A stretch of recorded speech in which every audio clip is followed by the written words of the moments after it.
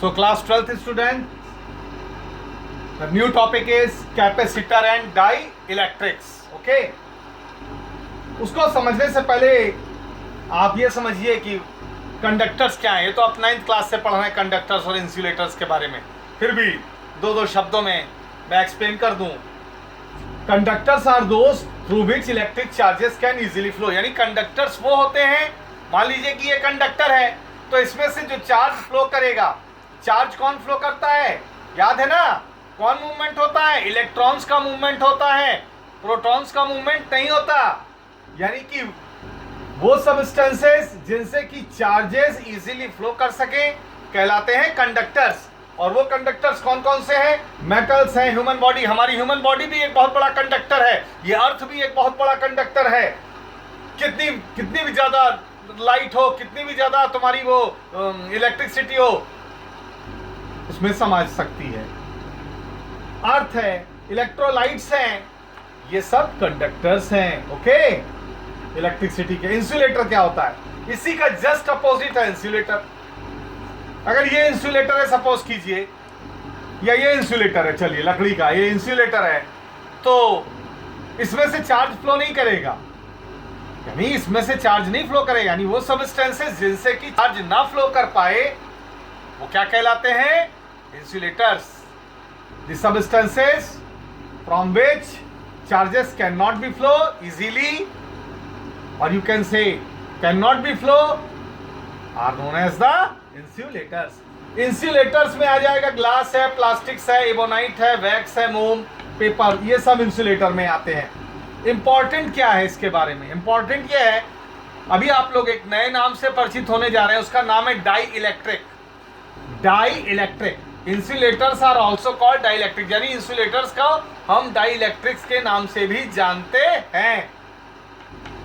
Okay, dielectrics fails to conduct electricity. यानी जैसे insulator है, इंसुलेटर ही तो है डाई इलेक्ट्रिक, यानी ये इलेक्ट्रिसिटी कंडक्ट नहीं करता है.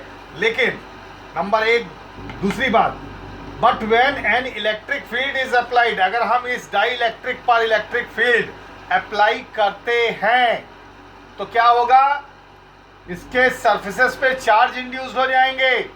मान लीजिए ये सरफेस है तो सरफेसेस पे चार्ज, एक तरफ पॉजिटिव चार्ज इंड्यूस्ड हो जाएगा और एक तरफ नेगेटिव चार्ज इंड्यूस हो जाएगा.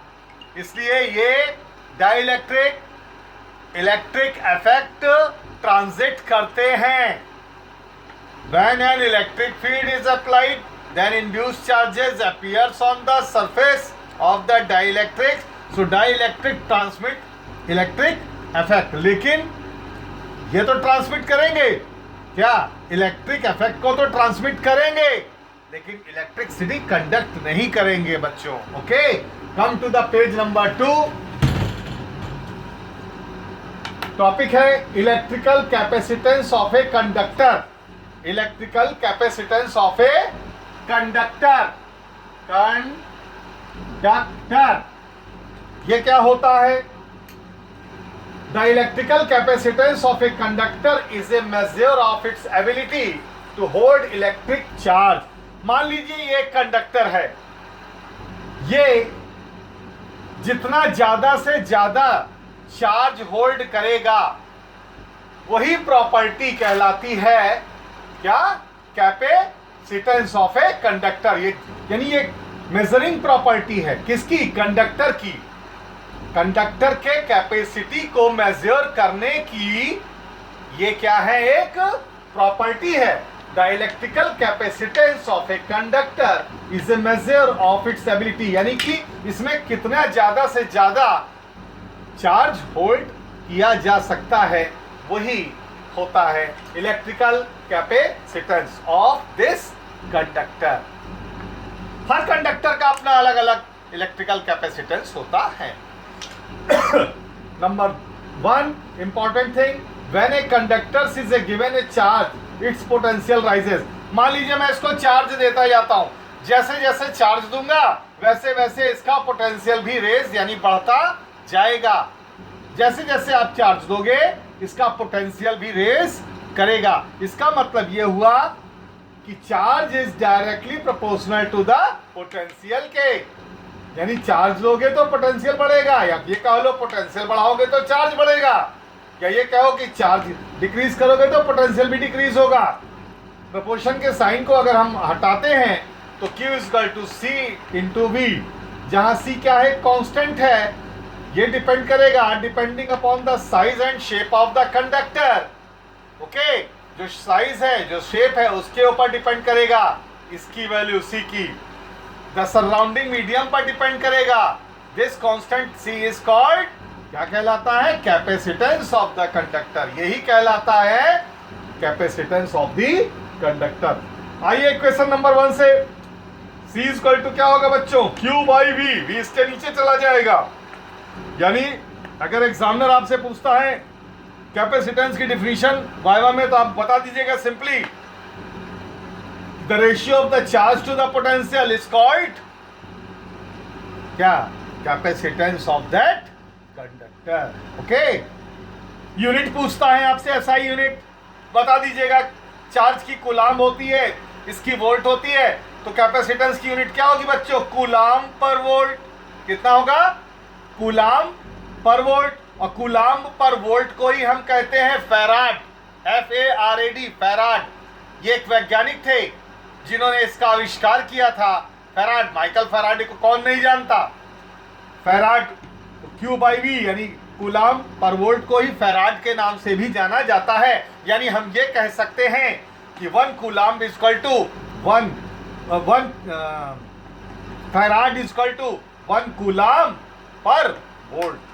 तो ये इसकी डिफिनीशन हो गई। ओके, अब आइए पेज नंबर 3 पर, यूनिट ऑफ कैपेसिटेंस। तो मैंने अभी डिफाइन कर दिया आपको यूनिट ऑफ कैपेसिटेंस के बारे में कि the SI unit of charge Q is coulomb and that of potential is volt. So according to the equation number 2 क्या था, C equal to Q by V था, तो the SI unit of capacitance C will be coulomb पर volt. This is called farad. Okay, तो 1 farad equal to 1 coulomb पर volt. अब 1 farad examiner पूछता है क्या होता है, डिफाइन कीजिए, 1 नंबर का आता है। तो ये क्या होगा, यानी 1 कूलाम का चार्ज हो, उस फॉर्मूले के हिसाब से क्वेश्चन नंबर 2 के 1 कूलाम का चार्ज हो और पोटेंशियल कितना हो, 1 वोल्ट का हो, तो कहा जाएगा उस कंडक्टर का जो कैपेसिटेंस होगा वो 1 फैराड का होगा।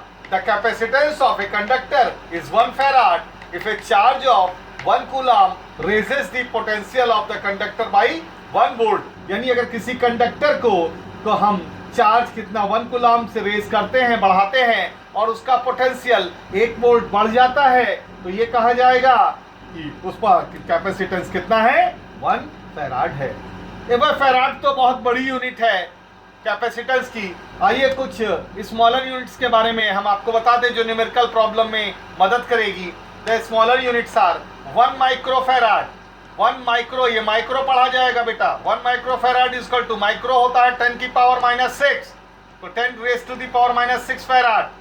1 नैनो फैराड यानी 1 NF equal to 10 to the power -9 farad. और 1 पीको, पीको में होता है 10 की पावर -12।